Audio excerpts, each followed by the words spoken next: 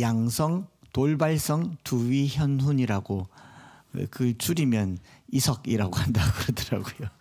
예, 의사 선생님이 이석이라고 하는데 뭐 돌이라고 보기는 어렵고 10만 배로 확대하면 돌같이 보이는데 무슨 지방 먼지 덩어리 같은 건데 이게 이렇게 수평을 잡고 균형을 잡는 건데 가끔 위치를 이렇게 이탈한다고 합니다. 제가 좀 산만하잖아요.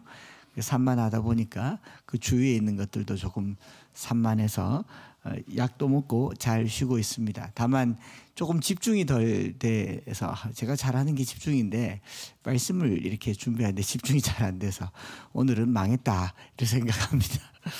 그래도 준비한 만큼 전하고 또 숙제로 남길게요. 못다 전한 말씀은 숙제로 전해드리도록 하겠습니다. 히브리서 12번째 9장 말씀이고요. 10장에 이어서 같이 전하도록 하겠습니다. 지난주에 우리가 새 언약의 대제사장, 새 언약의 중보, 또 언약을 맺으신 주님의 언약에 대해서 말씀을 드렸죠. 언약의 중보자 되신 그리스도에 대해서 말씀을 나누었고 그 마지막 부분에 언약이라고 하는 것은 아직 이루어진 것이 아닌 우리에게 그렇게 약속하시고 이루어 가시겠다고 하는 주님의 의지가 표명된 것이 새 언약이라는 표현으로 말씀을 드렸더니 한 분 성도께서 우리 교회에는 아니신 것 같은데 유튜브에 이렇게 댓글을 달았더라고요. 정말로 소망을 주는 말씀입니다. 바로 얼마 전까지만 해도 나 같은 게 무슨 이름도 없는 먼지와 같다라는 생각에 괴로워했는데 피로 세운 새 언약이라고요. 확실히 믿어지기를 기도하며 한 번 더 들어보려고 합니다. 이제 피로 세운 새 언약이란 말의 해석이 우리에게 참 희망이 된 것 같아요. 저도 그렇고 아직은 완성되지 않았지만 아직은 언약이 성취되지 않았지만 그 언약 가운데 있는 백성이라고 하는 것 그리고 그것을 피로 맺어서 주님께서 반드시 성취하겠다고 하는 주님의 의지의 말씀이 위로가 되었다라는 말을 들었습니다. 이것을 칼빈은 뭐라고 말했냐면 성도의 견인이라고 얘기합니다. 우리가 예수를 믿고 의롭다함을 받고 또 성화에 이르는 과정에서 성도의 견인을 건너서 영화라고 하죠. 구원에 이르는 서정 9가지를 이야기하면서 우리는 예수로 말미암아 거룩함을 입지만 아직 이 땅에서 완전하지 않은 우리의 삶이 영화롭게 되기까지는 성도의 견인 The Perseverance of Saints라고 해서 우리를 이끄시고 기다리시는 성도의 견인 이 오래 기다림의 과정을 통해서 영화롭게 된다라는 것처럼 새 언약이라고 하는 것은 아직 성취되지 않은 언약의 약속 아래 살고 있는데 피로 맺은 언약이기 때문에 그리스도의 보혈이 우리에게 보증이 되어서 그 끝내는 반드시 하나님의 자녀로 삼으시겠다라고 하는 위대한 약속이 된다라는 거죠. 그래서 그 말씀에 잇대어서 히브리서 9장 15절부터 28절까지 조금 어렵게 표현된 이 내용들을 깊이 들여다보면요. 예수님의 죽으심, 예수님의 피 흘리심이 얼마나 효력이 있으며 그것이 얼마나 영구적인지 얼마나 종말론적인지에 대해서 확증하는 내용이 들어가 있는 겁니다. 여기에 언약이란 말 조금 더 설명을 하면요. 디아데케라고 하는데 헬라말로 디아데케라는 말은 히브리 개념으로도 또 헬라 개념으로도 두 가지 의미가 있습니다. 하나는 언약이라고 하는 디아데케라는 개념이 있고 또 헬라 개념에는 이게 유언이라는 개념이 있어요. 16절에 보면 유언이라는 말이 생뚱맞게 툭 튀어나오잖아요. 유언은 유언한 자가 죽어야 효력이 있다, 유효하다라고 얘기하면서 그 밑에 유언 밑에 각 주 1쭉 따라가 보면 헬라 말로 언약이라고도 한다라고 되어 있지 않습니까? 이 디아데케라는 말은 구약의 개념으로는 언약으로 표현하고 또 헬라 개념으로는 이 유언이라고 번역을 하는데 많은 학자들은 유언보다는 언약이라고 번역하는 것이 더 적당하다라고 설명을 하기도 합니다. 왜 유언이라고 했느냐, 왜 언약이라고 했느냐, 유언한 자가 죽어야 된다라는 말의 의미를 해석하는데 꽤 곤란함을 많이 겪었죠. 하나님이 결국은 예수님을 죽여서 유언을 이루셨는가? 라는 말을 하기도 하고 그런데 고대 사회나 지금 사회나 유언이 반드시 유언한 자가 죽어야 되는 것을 전제로 하는 건 아닙니다. 살아있을 동안에도 유언이 이루어지기도 하죠. 살아있을 동안에는 산자가 자기 소원을 하면 됩니다. 그런데 사는 동안에도 못하면 어떻게 해요? 유지로 남겨서 그것을 하라고 하잖아요. 살 동안에도 자기가 원하는 바를 행하고 죽어서도 하겠다라는 것을 머리카락을 자른다거나 유서를 쓴다거나 이렇게 해서 유언이라고 하죠. 그런가 하면 살아있는 동안에도 증여가 가능합니다. 재산을 증여하잖아요. 또는 누가복음 15장에 보면은 아들이 아버지의 유산을 살아있는데 상속을 받잖아요. 살았을 때도 유언은 이루어질 수가 있고 죽어서도 유언은 이루어져야 된다. 이 말과 언약이라는 말이 갖는 공통의 분모를 가지고 있는 개념은 뭐냐면, 유언을 하거나 언약을 한 사람의 강한 의지가, 강한 바램이 표현되어 있을 때 디아데케라는 말을 씁니다. 그러니까 이 디아데케라는 말은 살았을 때에도 반드시 이루어낼 것이고 살아서 못하더라도 죽어서라도 이루어내겠다라는 게 유언, 디아데케, 언약도 마찬가지죠.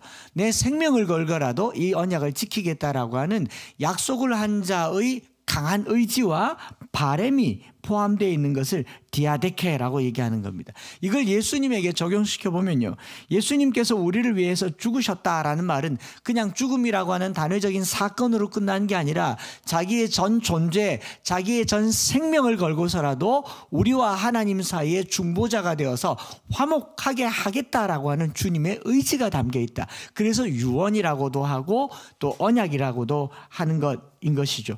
주님의 전 존재를 걸고 우리와 하나님 사이에 보증이 되셨어요.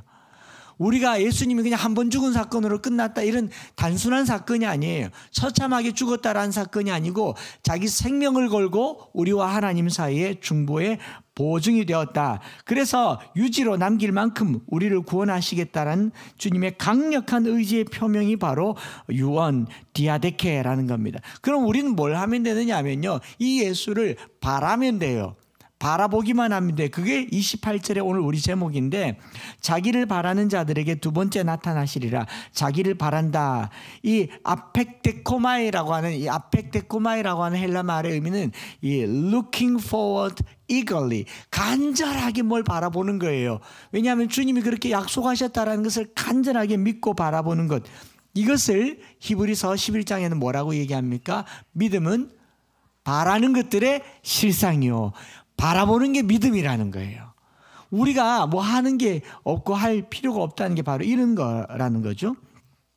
그래서 9장 전반에 이 이미지로 가지고 있는 것은 레위기 16장에 대속죄일의 규례를 가지고 와서 이제 예수님의 언약이 어떻게 우리 가운데 성취되어 가고 있는가를 보여주는데, 이 대속죄일, 레위기 16장에 있는 대속죄일의 규례에는 뭐가 있습니까? 성소가 있고 지성소가 있어요. 회막 안에 성막 안에 가보면 반 잘라서 성소에 들어가고 여기서 이제 분향을 하죠. 그리고 지성소에 들어가서 하나님의 임재 앞으로 나가는데, 여기에는 언약궤가 있고 그 언약궤 위에는 시운소가 있고 거기에 이제 그룹 두 천사가 그 자리를 지키고 있고 1년에 한 번 대제사장이 들어가는 이 지성소 내의 기구들에 대한 설명을 하는데, 제가 자료를 찾아보니까 이 글을 읽을 당시 히브리서를 읽을 당시 유대인들에게 있어서는 이 지성소 안에 언약궤가 없었습니다. 소실된 지 오래예요. 솔로몬 이후로 또 사무엘 이후로 언약궤가 다윗 왕 때 와서 찾아왔잖아요. 찾아왔는데 솔로몬 이후로 이게 언제 없어졌는지 정확하게는 모르지만 대체로 바벨론이 침공했을 때에 성전에 있는 기물들을 다 빼앗아가고 자기들이 신전에 두고 고레스 왕 때에 돌아왔지만 상당 부분이 훼손됐는데, 그 이후로 제2성전기에는 지성소는 있는데 지성소 안에 언약궤라든가 그룹이라든가 이런 것은 없었다라는 것이 학자들의 공통된 견해입니다. 그러니까 1세기 당시에 성소도 있고 지성소도 있지만 거기 안에는 아무것도 없어요. 없는데도 불구하고 이스라엘 백성들은, 유대인들은, 대제사장들이 대속죄일의 지성소로 들어갑니다. 없는데도 불구하고 들어가요. 왜? 있다 치고 들어가는 거예요. 그러면 이 글을 읽을 때 모형이란 말이 그들은 이해가 돼요. 어떻게 이해가 되느냐? 지성소에 언약궤가 없는데도 불구하고 너희들이 들어가는 것은 그것이 모형이라는 것을 알기 때문이다라는 거예요. 무슨 말인지 알겠죠? 없지만 없음에도 불구하고 이 형식을 차리는 것은 의미가 있기 때문에 차린다. 그러면 그것의 진짜 의미가 무엇인가? 바로 예수 그리스도다라고 하면서 9장을 풀어가는 겁니다. 그래서 9장과 10장 이 부분은 어려운 부분이어서 저희들이 막 쥐어짜고 싸매고 어떻게 하면 쉽게 할까를 얘기하다가 그래서 양성 돌방성 두위현운이라는 것이 오셨고 약간 몽롱한 중에 이렇게 쓱 지나가라고 주님께서 이렇게 은혜를 주셨어요. 지금도 눈을 잠깐 감으면 이렇게 혼돈스러울 때 여러분들이 이제 본문을 지나갈 수 있습니다. 그리고 우리가 기대하고 기다리던 10장 19절부터 그러므로 우리가 바라고 붙들고 나아가자로 갈 수 있는 거죠. 잠깐 어지러우시면 돼요.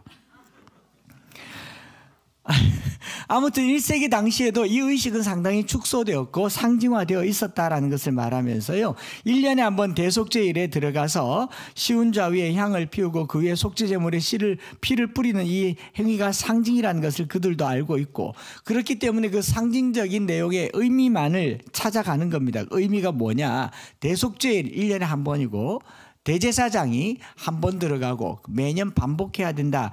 그럼에도 불구하고 그들의 죄가 완전히 속죄되는 것은 아닌 것이 매년 깨달음으로 죄가 반복된다. 1년마다 계속 소환시키는 것이 죄다라고 하면서 죄사함, 하나님께 나아간다는 것이 무엇이냐? 죄 없이 나아가야 되는데 그 죄 없이 함이 안 되니까 이 제한적이고 반복되는 유한한 이 속죄의 방법으로는 하나님과 영원히 친밀해지기가 쉽지 않구나라는 겁니다. 그래서 이 10장 2절에 보면 죄를 깨닫는 일이 없으리니라는 표현을 쓴 게 뭐냐, 매년 죄를 깨달으면서 자복하면서 하나님께 나아가니까 하나님께 나아갈 때마다 내 과거가 계속 들추어지고 또 용서받고 들추어지고 용서받고 이 과정에서 하나님과 친밀함이라고 하는 것이 생겨지기가 어렵더라라는 겁니다.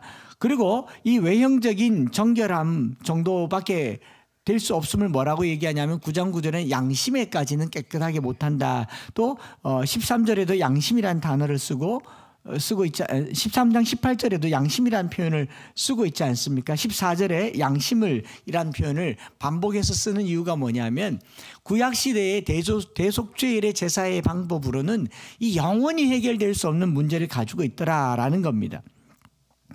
이걸 장황하게 쓰니까 어려워서 제가 좀 오기가 나서, 그러면 유대인들이 읽으면 못 알아듣는 우리식의 표현을 해보자라는 생각이 들었어요. 천국에 가서 히브리서를 21세기 버전으로 바꾸는 거죠. 종합수술실이라는 게 있습니다. 유대인들이 알겠습니까? 우리가 수술실에 들어가면 수술실은요, 경건해야 됩니다. 바이러스가 한 점도 있어서는 안 됩니다. 엄숙한 곳이어야 됩니다. 공기조차도 깨끗해야 됩니다.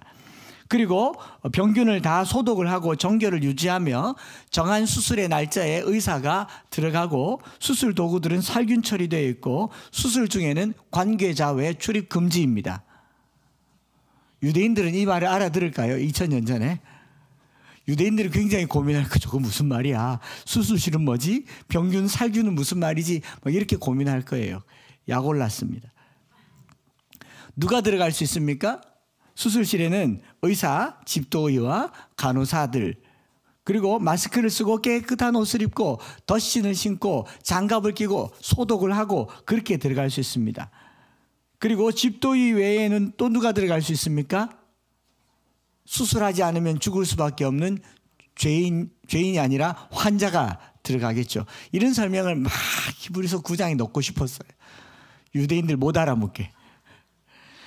그렇게 해서 죽음을 앞둔 환자가 수술실에 들어가면 우리 수술을 하고 이제 연명을 하는 거죠. 치료를 하지만 영원히 살 수가 없잖아요.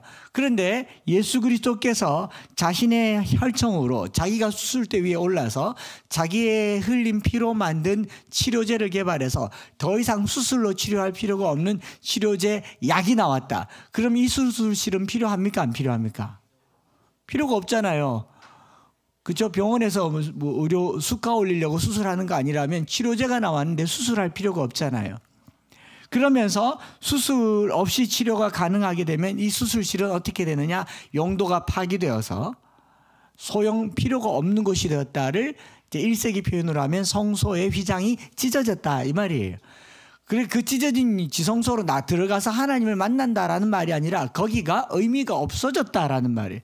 그런데 그 의미가 없어진 곳을 자꾸 나아가서 거기서 하나님을 만난다라고 하는 것은 여전히 내가 죄인이다라는 말과 똑같은 거죠. 은혜의 보좌 앞에 담대히 나아가기 전에 하나님이 이미 우리에게 오셨어요. 성소를 찢고 우리 가운데 오셨다란 말이죠.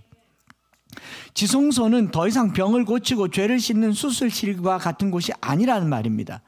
이제는 우리가 어느 곳에서나 어디에서나 하나님을 만날 수 있게 되었고, 병 나아서 부모님과 친밀하게 지내는 것처럼 이제는 지성소가 개념이 없어진 곳, 자유롭게 운동장을 뛰어다니고 그곳에 우리 주님이 계신다라는 것이 바로 그 개념이라는 거죠. 예수의 피를 힘입어서 성소에 들어갈 담력을 얻었다라는 말도 바로 그런 의미가 되는 것입니다. 구약시대나 1세기 당시는 대제사장조차도 부담스러운 지성소에 접근하기 어려워서 발에 방울을, 옷자락에 방울을 달고 대제사장의 움직임, 이건 확인해 봐야 되겠지만 움직임을 확인해야 하는 그런 시대가 바로 구약시대였다라면, 또 수술실에 들어갈 때, 중환자실에 들어갈 때 몸을 깨끗하게 씻고 정한 시간에 또 하루에 한 번만 들어갈 수 있는 곳이었다고 한다면, 지금은 우리가 그럴 필요가 없다고요. 옷이 아무리 더러워도 그것 때문에 죽을 일이 없어요. 벗어서 빨래통에 넣으면 됩니다. 그것 때문에 괴로울 필요가 없어요. 손 소독하면 돼요. 그때 당시에 1세기 당시 사람들이 이것을 보고 듣고 믿었는데, 그런데 대속죄일만 나타나면 여전히 어떤 고민을 하냐면 절기잖아요. 유대인들에게는 절기가 있으니까 유월절이 있고 맥주절이 있고, 그리고 나팔절이 있고 대속죄일이 있고, 그리고 초막절이 있으니까 이 절기는 국가가 지키는 공휴일이고 일주일간 쉬는데, 백성들이 나팔을 불고 나서 대속죄일에 속죄제를 드리니 예수 믿던 사람들도 나 거기 가도 괜찮을 것 같은 생각을 하는 거죠. 제가 예전에 한번 말씀드렸지 않습니까? 명동성당에 갔는데, 명동성당 왼쪽 아래로 반지하 반칸 계단 내려가면은 고해성사실이 있는데요. 사람들이 엄청 많아요. 많이 거기 앉아서 기다리고 있고, 문이 한 3개인가 4개 있는데 신부님들이 거기서 이제 고해성사를 받는데, 다 모르는 사람들이고, 딱 보아하니 이 사람들도 나를 모르고 나도 그를 모르고 마스크도 쓰고 있고, 목사인데 저도 이분한테 죄를 고하고 싶은 죄가 생기더라고요. 아무한테도 말을 하지 못했던, 집사람한테도 말 못했던, 마음에 음욕을 품은 자마다 이미 간음하였던 내 마음에 들어왔던 자매님에 대해서 잠깐 말하고가 나면 이제 좀 자유롭지 않아. 이건 집사람한테 얘기하면 큰일 날 일이니까 하나님 앞에 기도하긴 했지만 그 명동에 한 번씩 가고 싶더라니까요. 여러분 웃지만요, 가보세요. 그 마음이 생긴다고요. 잠시 앉아있다가 왔지만 줄이 많아서 제가 그냥 돌아왔지만, 제 차례가 금방이었다면 들어가서 신부님, 저 같은 사람도 용서받을 수 있을까요? 저는 목사인데 죄사함의 확신이 있긴 있는데, 이 명동을 지나가면서 본 여자를 내가 음욕으로 품진 않지만 돌아서서 한 번 더 봤거든요. 이거는 용서받아야 될까요? 묻고 싶지 않겠습니까? 1세기 당시 유대인들에게 이 고민이 당연하죠. 매년 대속죄일이 돌아오고 대제사장은 대속죄의 제사를 드리고 나팔을 9번 빠빠빠빠빠빠빠 불면은 마음에 이런 마음이 드는데, 이 죄사함에 대해서만큼은 특별히 이 마음의 갈등이 안 생길 수가 없었던 거죠. 그래서 안 그래도 유대교로 돌아가는 사람도 많고 박해도 있고 환란도 있는데, 이 절기까지 자기 마음을 혼란스럽게 하니까 9장 23절부터 28절까지를 가지고 예수를 믿은 이후에 죄를 짓는 것, 또 죄에 대해서 양심의 가책 느끼는 것을 유대교의 대속죄 제사를 드리는 이것과 관련해서 설명을 쫙 한 내용이 23절부터 28절까지 내용입니다. 그러니까 지금까지 9장에 있는 모든 내용의 논증을 요약하면서 이렇게 말하는 거죠. 구약의 제사는 일시적인 것이고 예수 그리스도의 제사는 새 언약으로 영원한데, 구약의 제사는 매번 드려야 되고 제한적이며 대제사장에게 밖에 하나님 앞에 못 나아가는데, 신약의 예수 그리스도의 제사는 영원하고 단번에 드려졌으며, 그리고 이걸 여기 중요한 단어 하나가 더 나오죠. 끝날까지, 끝에, 세상 끝에라는 표현이 중요해요. 단번에도 중요한데 이 죄사함의 효력은 언제까지냐 하면 세상 끝날까지 간다라는 거죠. 구약의 대속죄일의 제사는 1년에 한 번씩 제사를 드리니까 1년간 지은 죄잖아요. 부지불식간에 지은 죄를 포함해서 과거의 어느 시점에 지은 죄를 지금 용서해 주신다는 과거부터 현재까지를 얘기한다면 예수 그리스도의 제사, 속죄 제사는 지금부터 언제까지요? 끝까지 간다라는 내용의 이야기입니다. 여기까지 말씀을 전하고 이제 2022년 7월 15일 엠마오 교회 새벽 설교를 들으시면 9장 23절부터 28절까지는 충분히 이해가 되리라고 생각합니다. 제가 2번, 3번 들었는데 너무 좋아요. 제가 했지만 너무 잘 설명을 했고 제가 깜짝 놀란 것은 그 설교를 위해서 몇 날 며칠 고민한 게 아니고 그냥 새벽에 조금 일찍 와서 본문을 읽고 하나님 주신 마음을 전했는데 내가 그걸 그대로 다시 못하겠더라고요. 그래서 지금은 어지럽기도 하고 지금 어질어질하기도 하고 그래서 여러분들에게 2022년 7월 15일 엠마오 교회 새벽 설교를 숙제로 드립니다. 네, 제가 했지만 좋았어요. 어떻게 저런 말을 쓸 수 있었을까? 그리고 그걸 제 아내가 녹취로 이렇게 써서 제가 읽었는데 뭔 말인지 모르겠어요. 그 말은 내가 다시 해도 그렇게 못한 말이구나 싶어서 숙제로 남기니까 유튜브를 읽을 때는 꼭 들을 때는 좋아요, 댓글, 구독, 알람 눌러주셔서 숙제 검사해 주시면 되겠습니다. 아멘 하시면 되고 반응해 주시면 되는 겁니다. 거기 내용을 대략적으로 요약하면 그런 거죠. 죄사함을 통해서 하나님 앞에 나아가는 이런 시대는 이제 끝났다. 우리는 이미 영원히 끝까지 죄사함을 받았다. 남은 건 뭐냐? 10장 1절부터 나와 있는 건 뭐냐면 번제와 속죄제를 원하는 것이 아니라 순종을 원한다. 하나님 말씀을 듣고 이젠 편안하게 순종하면 된다. 이 말을 얘기하는 거예요. 땅에서 유대인들의 제사 형식으로 하나님께 나아가는 것은 모형이고 하늘의 실체로 영원한 죄사함을 허락했으니 이제 우리는 순종과 하나님과 친밀하게 지내는 전환점이 바로 9장 23절부터 28절이고 10장에서는 그 순종을 얘기하는 것인 것이죠. 구약시대까지는 지성소에 나가기 위해서 대제사장이 1년에 한 번 시간을 정해서 하나님께 나아가는 방식의 대속일의 제사 방식을 사용했으나 이제는 그리스도께서 그것을 폐하고 단번에 영원한 제사가 되었고 성소의 휘장을 찢으셨으니 이제는 우리와 하나님이 동행하면 됩니다. 함께 걸어가면 돼요. 하나님의 임재 앞으로 바로 나아갈 수 있게 되었고 하나님이 우리에게 나아오실 수 있게 되었고 하나님의 임재는 하늘에 있고 온 세계에 있으며 내 안에 있으며 내 삶에 계시다라는 것을 얘기하면서 26절에 보면 그리하면 그가 세상을 창조한 때부터 자주 고난을 받았어야 할 것이로되 이제 자기를 단번에 제물로 드렸다라는 말은 뭐냐면 매번 죄를 위해서 제물로 드릴 필요 없고 단번에 죄를 드려서 어떻게 해요? 세상 끝에 나타나셨느니라. 끝에라고 얘기하니까 좀 이해가 안 되는데 세상 끝까지라고 얘기하면 훨씬 이해가 잘 되겠죠. 번역상 세상 끝까지 그때 한 번의 제사로 언제까지요? 세상 끝까지 죄사함이 되셨느니라. 그래서 1년마다 드리는 대속죄일은 앞으로 지을 죄에 대한 속죄가 아니고 지난 과거에 대한 속죄니까 앞으로 이렇게 해결이 안 되잖아요. 그러나 그리스도께서 한 번에 영원한 죄사가 되셔서 매번 언제까지요? 마지막 날에 이르기까지 종말론적이죠. 세상 끝까지에 이르러서 속죄가 되시기 때문에 그렇기 때문에 우리는 뭘 하느냐? 세상 끝에 나타나실 그리스도를 기다리면 돼요. 왜 영화 보면은 교수형을 처하는데 영화의 결말을 알아요. 이게 그 발바닥 밑에 발판이 뚝 떨어져 가지고 목이 턱을 캬 하는데 근데 이게 캬 할 때 우리는 결말을 알기 때문에 구세주가 나타나셔서 화살을 쫙 쏴서 밧줄 탁 끊어뜨리는 걸 아는 사람들은 딱 보면 죽었다고 절망하지 않고 뭐 해요?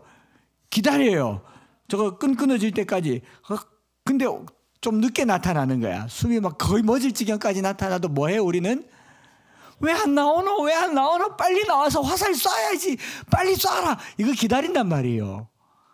아주 절체절명의 순간에 구세주가 나타날 걸 기다리면 돼요. 그걸 기다리는 자들이라고 얘기를 하는 겁니다. 그래서 우리는 그날을 기다리고 끝까지 믿음을 붙잡는다라는 겁니다. 앞으로 죄를 짓느냐 안 짓느냐보다 종말에 이르기까지 죄사함이 나타날 것이기 때문에 그때까지라도 우리는 누구를 기다리느냐? 우리 죄를 용서하시는 주님을 기다리고, 끝에 끝날까지 붙들고 있다가 세상 끝날까지 그날에도 우리를 용서하시고 깨끗하게 하시는 예수님의 피의 효력을 이야기하는 본문이 9장이다라는 거죠. 그래서 구약의 제사는 이런 거죠. 효력 정지 가처분 신청. 언제까지? 1년 동안. 1년 동안 효력이 정지가 되는 거예요. 예수 그리스도의 십자가의 보혈은 어떤 것이 되느냐? 효력 무효 최종 판결이 되는 겁니다. 대법원 판결이 내려지는 거예요. 그럼 우리는 뭘 하면 돼요? 기다리면 돼요. 요즘 뭐 법조 관련된 드라마나 이런 게 많이 나오니까 이제 좀 알 것 같아요. 경찰이 수사하고 검찰이 기소하고 그리고 판사가 재판하는데, 기소하고 재판할 때 1심하고 1심에 불복하면 항소심하고 그다음 뭐지? 항고? 안 되면 대법원하고, 대법원 안 되면 헌법소원까지 하잖아요. 그러면 끝이에요. 그러면 우리는 1심에 졌다고 끝납니까? 항소해요. 항소 이유서를 씁니다. 그리고 끝까지 가면 법이 잘못됐다. 헌법재판까지 합니다. 그래서 최종 판결이 무죄면 되잖아요. 그럼 그때까지 뭐 해야 돼요? 기다리면 돼요. 제가 재판 중에 있는 사람들 보니까요, 재판의 기간이 길고 재판에 드는 경비가 많이 들기 때문에 중간에 포기하는 경우가 대부분이더라고요. 그래서 재판할 때 대부분 이렇게 물어요. 총알 있나? 뭐 김앤장과 같은 이 법무법인을 쓰는 이유가 뭐냐면 버틸 돈이 있다라는 거예요. 그들이 정의롭다가 아니고 버틸 돈이 있다. 지금 이 나라의 사법 질서가 다 그렇잖아요. 그래서 유전무죄, 하여튼 그런 게 있잖아요. 우리는 다 유죄예요. 돈이 없어서. 그런데 그리스도의 보혈은 언제까지? 끝까지 기다려라. 그래서 히브리서가 믿음장이면서 믿음에 대해서 강력하게 얘기하고 있는 게 뭐냐면, 믿음은 견디는 거다, 바라는 거다, 기다리는 거다. 끝날 때까지 끝난 게 아니다. 그래서 포기하지 말라라는 거예요. 중간 시험 못 쳤다고 포기하지 말고, 기말 시험 못 쳤다고 포기하지 말고, 대학 못 들어갔다고 포기하지 말고, 끝날 때까지 그걸 붙드는 걸 우리는 믿음이라고 하는 거예요. 예수 그리스도의 피는 효력이 정지된 적이 없고 2000년 전에 흘리셨던 그 피는 지금도 유효하고 유력하며 앞으로도 유효하고 유력하며 끝까지 우리를 용서하시는 보혈의 능력이 되시는 줄 믿습니다. 그래서 그게 왜 능력이 되냐면, 주님이 아직 살아계시잖아요. 다시 죽을 일이 없지 않습니까? 그래서 27절에 한 번 죽는 것은 사람에게 정하신 것이요 그 후에는 심판이 있으니, 이 말은 우리에게 장례식장에서 쓴 말이 아니라 예수님이 두 번 죽을 필요가 없다라는 것을 말하기 위해서 이 본문을 여기 가져온 것이고, 2022년 7월 15일 설교에 그게 나와 있습니다. 들어보시면 되고, 믿음의 특징인 우리를 끝까지 그것을 붙들게 하는 경우입니다. 이거를 죄사함에 비추어서 보면 이제 현실적인 문제죠. 그럼에도 불구하고 죄는 짓고 죄 때문에 괴로워하는 건 우리 팩트잖아요. 그럼 어떻게 해야 되느냐? 그러면 매번 죄사함 받고 괜찮다, 매번 죄를 지어도 죄사해 주신다, 그리고 아무리 죄를 지어도 괜찮다, 그런 의미인가? 요거는 조금 해석을 해봐야 될 것 같습니다. 우리가 죄를 연약하고 연약한 가운데 가는 것은 사실이에요. 그렇지만 예수님의 죄사함이 괜찮다라고 말해주는 게 아니에요. 다른 개념입니다. 죄사함의 효력에 관련된 이야기예요. 죄 때문에 우리가 하나님과 멀어지는 게 아니다라는 걸 얘기하는 거예요. 이거는 조금 신중하게 들어볼 필요가 있는 내용입니다. 우리의 믿음이 무엇을 향한 믿음이 배제되는가? 지금까지 우리는 어떤 생각을 하냐면, 죄를 지으면 믿음이 떨어진다고 생각하는 거죠. 죄 때문에 우리는 구원을 못 받는다라고 생각을 하는 겁니다. 신앙생활을 하다가 죄를 짓거나 믿음에서 떨어지게 될 때 내가 아유, 주님을 또 속상하게 했네. 주님하고 나하고 관계가 소원해졌네. 내가 주님을 또 십자가에 못 박는구나. 이런 생각을 하면서 죄사함의 효력도 끝까지 안 갈 거라고 생각하는데, 우리는 믿음을 가지고 있다라고 얘기할 때 이 죄로 말미암아 옛 언약은 깨어져요. 그런데 새 언약은 죄로 말미암아 깨지는 게 아니라는 거예요. 뭐 때문에 깨어지느냐? 믿음이 없어서 깨어지는 겁니다. 그러니까 우리가 죄를 지어도 무엇은 흔들리면 안 된다? 믿음이 흔들리면 안 된다. 여기서 한 걸음 더 나가야 됩니다. 그럼 믿음 확실하면 죄를 지어도 되네? 이게 문제잖아요. 이걸 가르치는 교리가 구원파죠. 내가 구원의 확신만 있으면 무슨 죄를 지어도 괜찮다, 이런 말이잖아요. 근데 이 믿음이라고 하는 게 뭐냐면은 28절에 보면 죄와 상관없이 자기를 바라는 자들에게 두 번째 나타난다라는 말은, 이 믿음에 대해서 설명할 때 처음 믿을 때는 죄사함에 대한 새 언약의 처음 시작이지만, 믿음을 끝까지 가져가면 죄와 상관없이 우리를 용서하시는 그리스도를 만나게 되는데, 우리를 흔드는 이 삶의 문제, 죄의 문제, 이 문제는 죄책감을 가지게 될 때 불신앙이 되느냐를 묻는 거예요. 죄책감을 가지면 누가 좋아하느냐 하면 사탄이 좋아하죠. 너 믿음 없어라고 계속 유혹을 하는 거죠. 신앙생활에 우리를 흔드는 이 죄책감을 성경은 뭐라고 말해주느냐? 피 흘림이 없은즉 죄사함이 없느니라, 이 표현을 우리가 믿습니까? 믿죠? 피 흘림으로 죄사함을 받았다라고 하는 걸 믿는다면, 여러분 끝날까지 우리를 정결하게 되는 것도 믿습니까? 믿죠? 그러면 죄와 믿음과의 관계에 있어서 죄책감이 들었단 말은 이미 믿음이 없다라는 말이에요. 우리는 죄사함에 대한 확신이 있지 않습니까?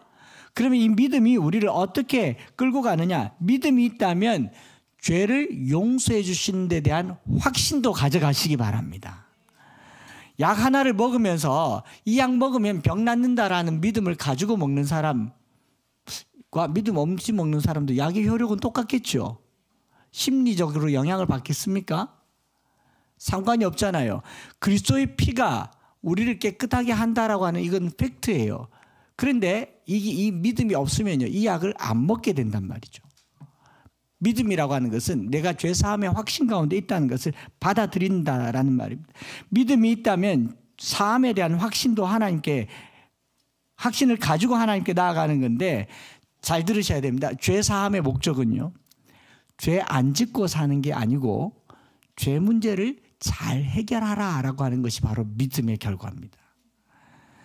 구원파는 뭘 가르치냐면 죄를 지어도 괜찮다라는 것을 가르치는 거고, 우리는 죄 문제를 해결하는 방법을 가르쳐 주는 게 뭐냐면, 믿음은 어떤 죄를 지었든지 하나님 앞에 나오면 용서해 주실 것이라고 하는 확신 가운데 가라라는 거예요. 무시하고 죄를 지어라가 아니고, 하나님께 나아가지 못하는 상태가 죄 지은 상태죠. 그렇죠? 그런데 우리는 뭐라고 배웠어요? 그리스도의 십자가의 보혈로 하나님 앞에 나아갈 수 있다라고 했잖아요. 그런데 죄를 지었어요. 못 나아가요. 어떻게 하면 돼요? 잘못했다 하면 되죠. 그게 어렵냐고요. 자식이 부모에게 잘못해서 집에 못 들어가는 이유는 부모가 용서해 줄 것에 대한 믿음이 없어서이죠. 이거 이해되세요?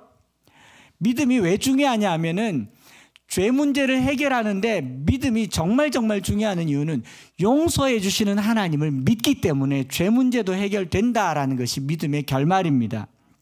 그러니까 믿음이 있고서 죄를 짓는 것이 불가능하고요, 믿음이 없고서 죄를 안 짓는 것도 불가능해요.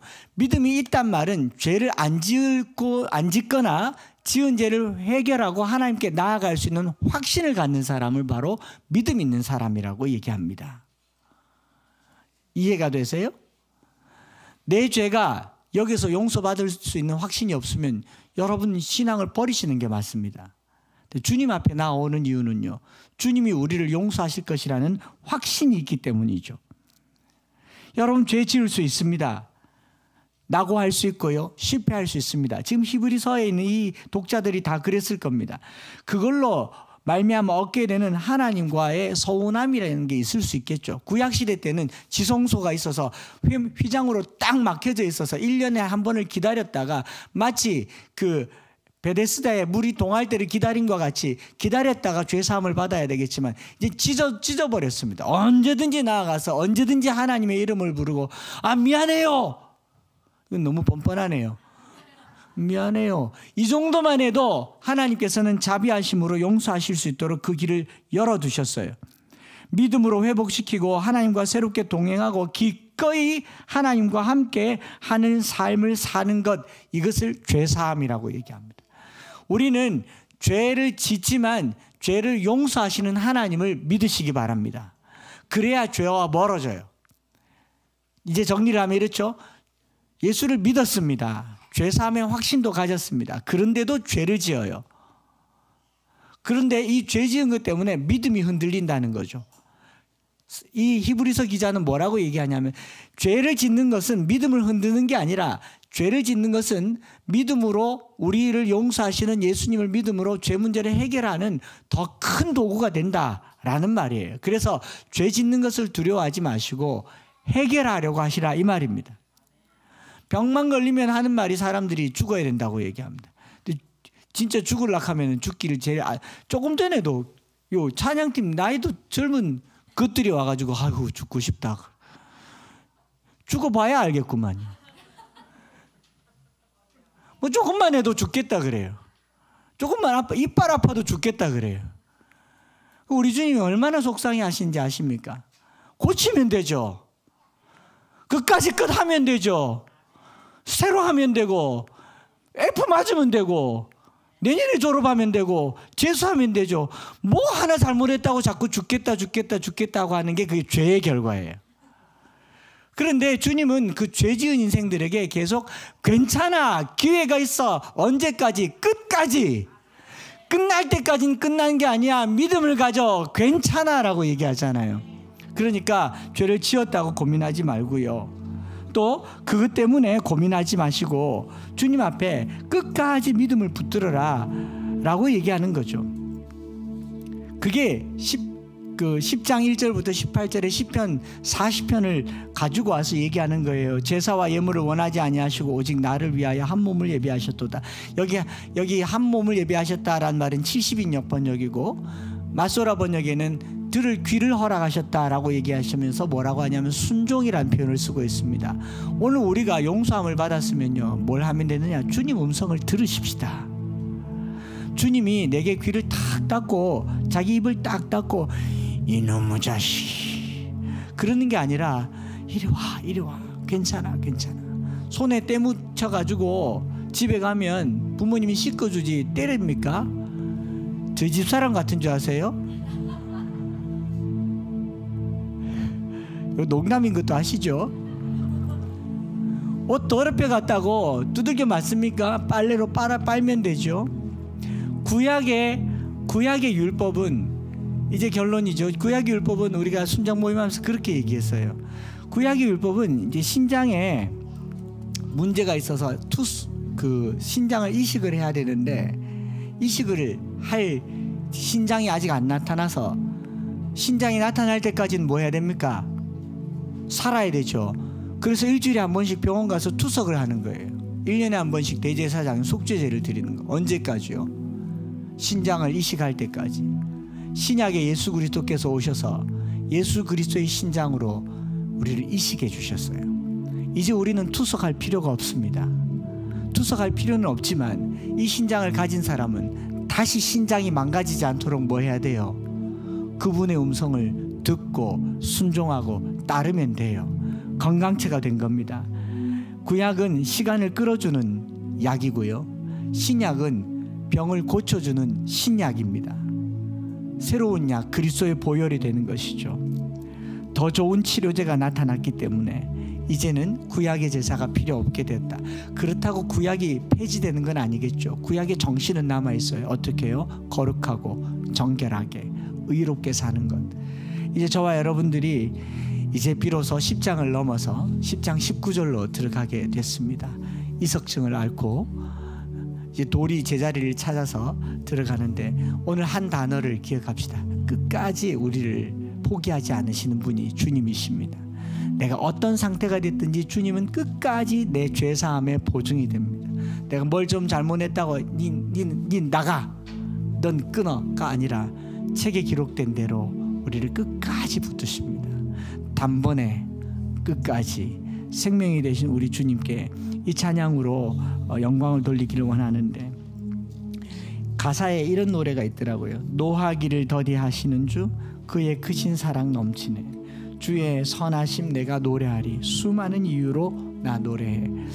우리가 이 성탄의 절기에 그리스도의 십자가를 노래하는 이유가 있다면요, 모든 상황 속에서 우리를 한없이 용서하시고 70번씩 7번 용서하시고, 그런데 우리는 용서를 잘 못하잖아요. 정부를 용서하지 못하고, 이웃을 용서하지 못하고, 자식을 용서하지 못하고, 또 남편을 용서하지 못하고, 아내를 용서하지 못하잖아요. 우리 찬양 드리면서요, 노하기를 더디하시는 하나님, 노하기를 더디하시는 하나님, 자비를 한없이 베푸시는 하나님. 보네퍼는 기독교 신앙 공동체가 해야 될 3가지 덕목을, 첫 번째로는 서로 사랑하는 것이며, 그리고 끝없이 용서하는 것이며, 세상을 위해서 중보하는 것이라고 했습니다. 왜냐하면 예수님께서 단번에 영원한 제사로 끝까지 우리를 용서하시고 그것이 보증이 되시기 때문인 줄 믿습니다. 우리 그 하나님을 찬양하시겠습니다.